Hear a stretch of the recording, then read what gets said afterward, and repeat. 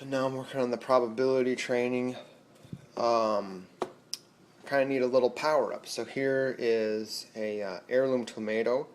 One thing you'll see about heirloom tomatoes is they're not that pretty. They don't look as uniform as a normal tomato.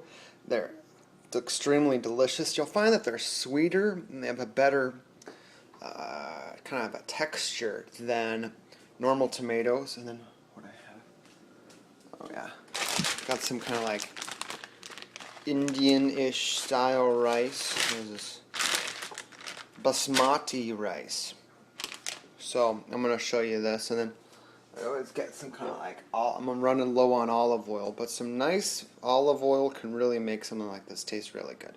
And this is really all you need, besides a little bit of water. The thing about the mushrooms, this is Cremini mushrooms, and the thing about these guys is they add water to the dish. So when you're boiling the potatoes, you actually don't need to use that much water. That decreases the time of your whole thing, the whole process, because the mushrooms add water, and then as they boil down and you're running low on water, that's when I throw in the tomato. And the tomato is just like full of water. It's almost like, you know, I think they're almost like more water than they are anything else.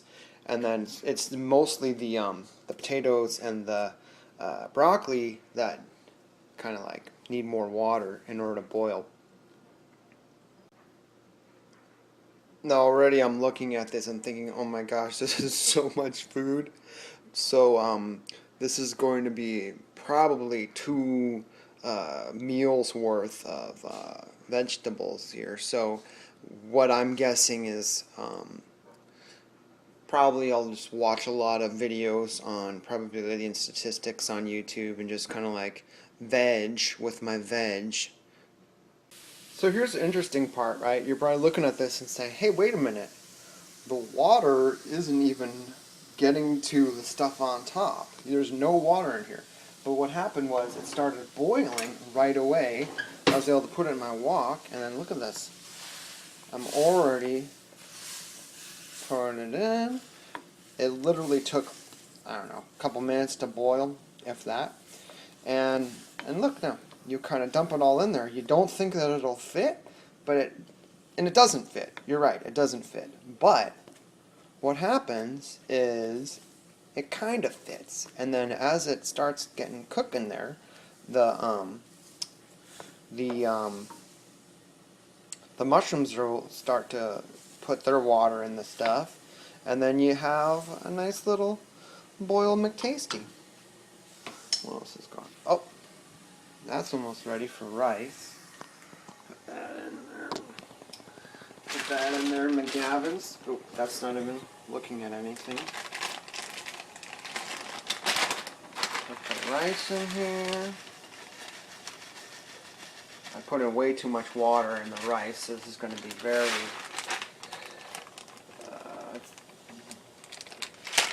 oversaturated, but there's kind of a trick if you have a lid. If you have a lid and you put in too much water, it's okay. I'm going to pop the lid on this. So now I'm going to put some olive oil in here. A very interesting thing happens when you put a little bit of olive oil with, it's already started to look good, right? Olive oil makes it nice and shiny. I don't know if shiny food is necessarily a good thing, but whatever. Pepper. Little peps. Okay. Now would you look at that? Wow. This is just that weird, gross-looking heirloom tomato, right? And even you can look on the inside. This looks almost like a piece of jellied candy. It's not. It's a tomato. Look at that. I mean, I just want to... Yummy. Took a little bite McGavin's of it. It's a little piece of natural candy.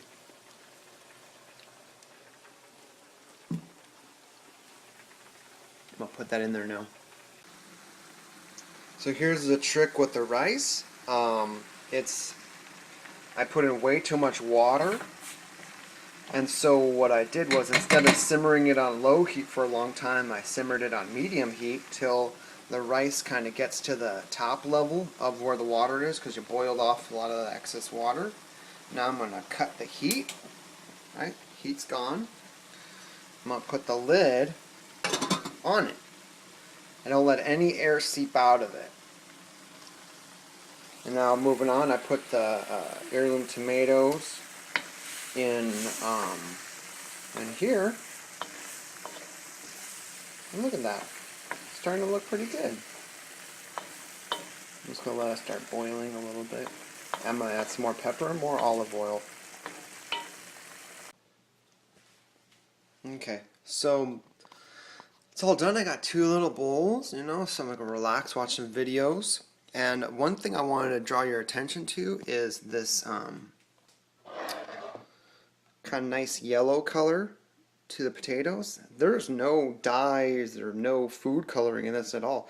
This is just the natural color of the heirloom tomato coming through, and it acts as a nice dye. I mean, this looks almost like an Indian curry. It's not. It's just pepper. A teeny bit of pepper and a little bit of olive oil. You saw, I didn't add any extra olive oil. You saw me put in the olive oil. I did add a little extra pepper, but that's pretty much it.